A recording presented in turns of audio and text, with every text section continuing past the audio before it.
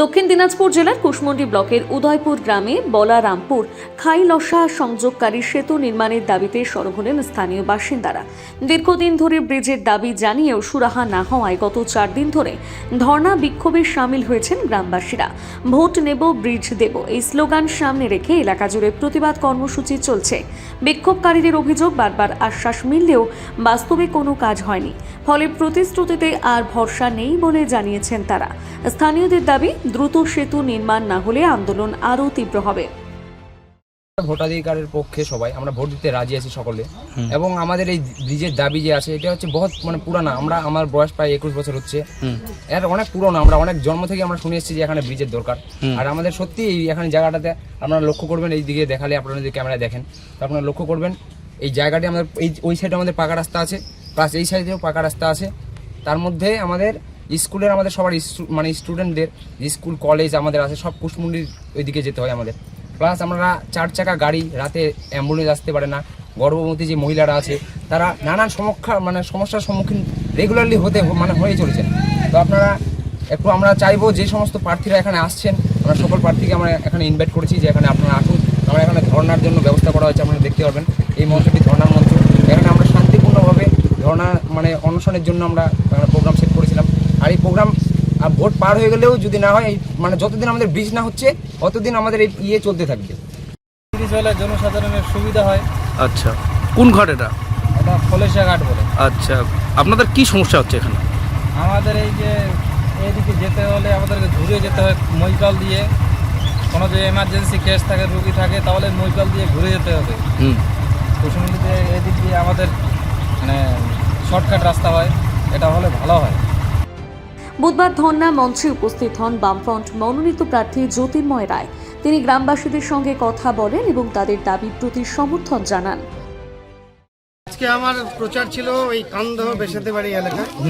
প্রচার করতে করতে আমি এইখানে খলেশা ঘাটে এখানে আসি, এসে দেখি তারা আন্দোলন করছিল। ফলে এইখানে গিয়ে দেখলাম, তাদের কথা শুনলাম, তাদের যে দাবি এই খলেশা ঘাটের উপর এই একটা ব্রিজ দরকার।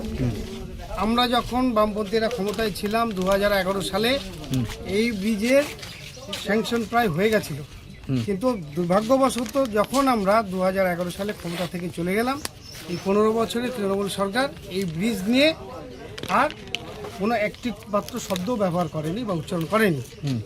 ফলে স্বাভাবিকতই আমি এখানে এসেছি, তাদেরকে বললাম যে এইটা আমাদের লিখিত ইস্তেহার, যে কুশমন্ডিতে আমরা জয়লাভ করলে প্রথম বিধানসভায় যে প্রশ্নটা তোলা হবে, যে কাজের কথা তোলা হবে, সেইটা হচ্ছে এই খলেশা ঘাটের উপর যে ব্রিজ, সেই ব্রিজটা যাতে হয়, সেই প্রস্তাব বিধানসভায় সবার আগে রাখা হবে। অন্যদিকে কেন্দ্রীয় প্রতিমন্ত্রী সুকান্ত মজুমদার অভিযোগ করে বলেন, দেখুন, রাজ্য সরকারের অপদার্থতা আরেকবার প্রমাণ হলো। ব্রিজ করা তো কেন্দ্র সরকারের কাজ নয়। কেন্দ্র সরকার ন্যাশনাল হাইওয়েতে ব্রিজ করে, রাজ্য সরকার এখানে আছে, ব্রিজ হয়নি বহু জায়গাতে। এখানে শুধু নয়, গঙ্গারামপুরে ব্রিজ হয়নি, বহু জায়গার মানুষের ব্রিজের দাবি আছে এখানে। আমাদের বিজেপির সরকার তৈরি হলে পরে এই ব্রিজগুলো তৈরি হবে। গ্রামবাসী বলছে না, রাজ্য সরকারের কাজ হচ্ছে ব্রিজ তৈরি করা, প্রধানমন্ত্রীর কাজ ব্রিজ তৈরি করা না। প্রধানমন্ত্রী ব্রিজ তৈরি করেন ন্যাশনাল হাইওয়ে, কেন্দ্র সরকার ব্রিজ তৈরি করে ন্যাশনাল হাইওয়ে। এখানে ন্যাশনাল হাইওয়ে থাকলে পরে আমরা ঘোষণা করে দিতে পারবো। এ বিষয়ে তৃণমূল প্রার্থী রেখা রায় জানান, রাজ্য সরকার ব্যর্থ নয়, কেন্দ্র সরকার ব্যর্থ। কারণ যে সুকান্ত মজুমদার তিনি সাংসদ, তিনি নাকি সাংসদ, এর আগে তিনি 19 সালে জিতেছেন। 19 সালে জিতার পরে তিনি কি কাজ করেছেন, কিন্তু আমাদের সাংসদ 14 সালে জিতে অর্পিতা ঘোষ যে ছিলেন, অর্পিতা দি আমাদের, তিনি কিন্তু নরবরিয়া থেকে একটা কিন্তু ব্রিজ করে দিয়েছে। তাহলে একজন সাংসদ তো ব্রিজ করতে পারে, তাহলে তিনি কেন করছেন না? তার এলাকায় কি কাজ করেছে? 11 বছর 7 বছর হয়ে গেল, কি কাজ করেছে তিনি? কি কাজ করছে সেটা বলুন। মানুষকে অপতথ্য, ব্যর্থ বলে যেন কটাক্ষ না করে। তিনি তো নিজেই ব্যর্থ, তার সরকার, তার কেন্দ্র সরকার নিজেই ব্যর্থ। প্রতিশ্রুতি না, সেই ঘাটটার আমি এর আগে আমি ইঞ্জিনিয়ার পাঠিয়েছিলাম, কিন্তু এটা নদীগুলো থাকে কেন্দ্র সরকারের অধীনে থাকে, এগুলো সেন্ট্রাল গভর্নমেন্ট দেখে।